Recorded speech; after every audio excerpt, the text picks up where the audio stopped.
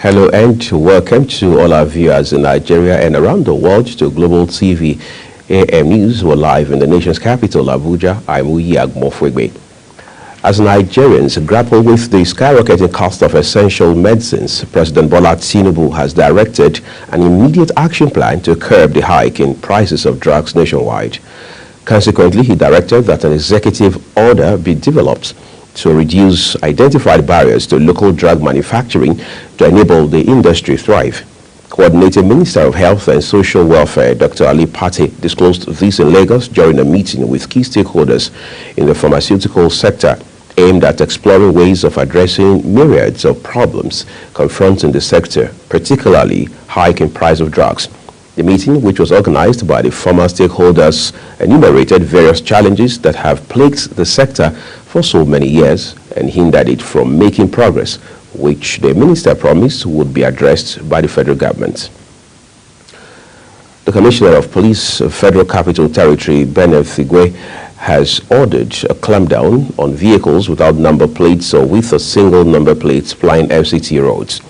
According to a statement by FCT Police Public Relations Officer SP Josephine Ade, CP Igwe made this known when he met with members of the management team and leaders of all tactical units and heads of departments of the FCT Police Command, comprising area commanders and divisional police officers, tasking heads of the tactical spots and possible kidnappers dens in the territory and ensure they take the fight to them. The kidnapped school children of Apostolic Faith Group of Schools, Mure Ekiti in Ekiti State, and their teachers have been released. The pupils who regained their freedom around 2 a.m. yesterday and their teachers have been held by the kidnappers for about 7 days. A short video shows the freed pupils and their teachers on the floor looking tired as a mother lamented the condition of her child in the background. The abductors had demanded 100 million naira for the release of the victims. However, Global Television cannot confirm if a ransom was paid.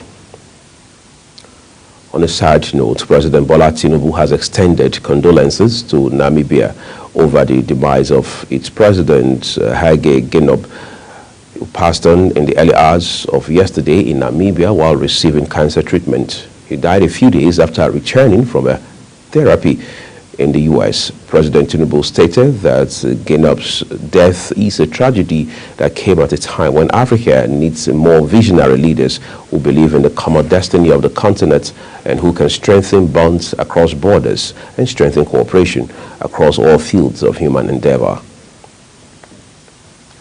The federal government has warned state and local governments to steer clear of the collection of royalties and taxes from licensed miners operating in their domains. Minister of Solid Minerals Development, Dele Alake, who gave the warning in Kaduna, also stated that miners and operators owe the federal government more than 2 trillion naira, calling on them to pay the debt. Dele said operators must pay on a monthly basis royalties and taxes to the federal government, adding that the administration of President Bola Tinubu was determined to halt the activities of illegal miners across the country.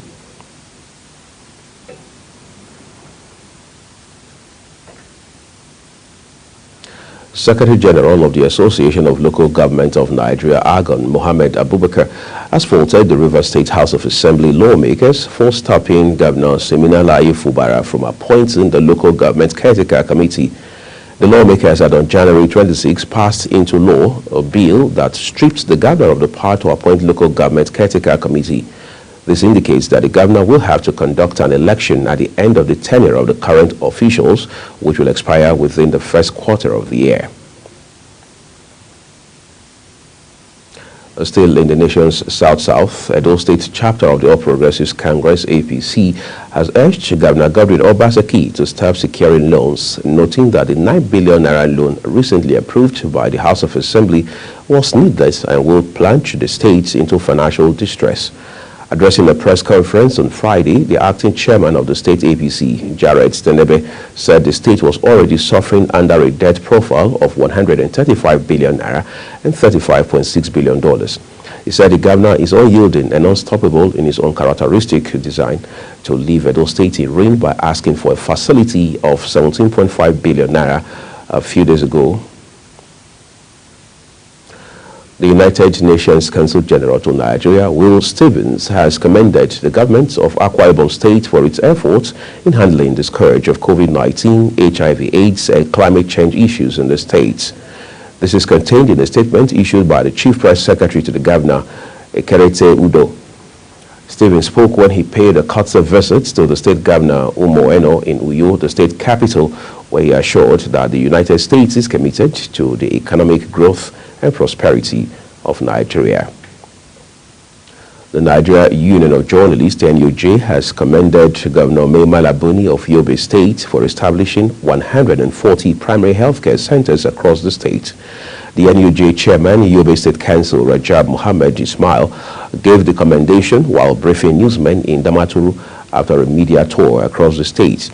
He said the tour afforded the NUJ members the opportunity to see the efforts of the state and local government councils towards improving the lives of the people in health, education, infrastructure, and job creation.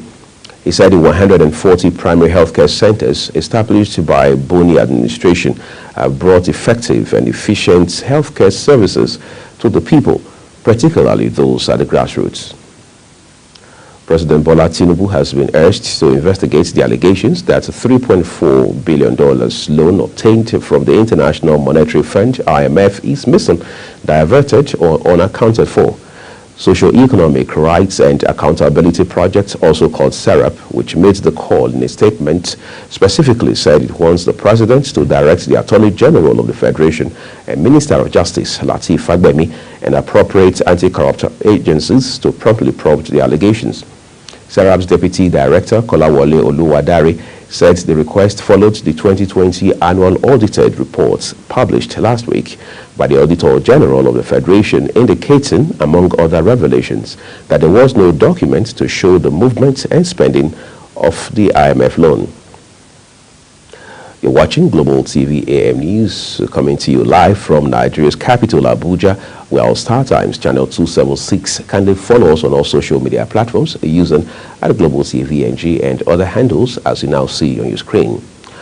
When the AM News returns, the federal government and CBN deny plans to convert $30 billion domiciliary deposits to Naira. The news continues shortly with details of this and more for you right after this short break. Do stay with us.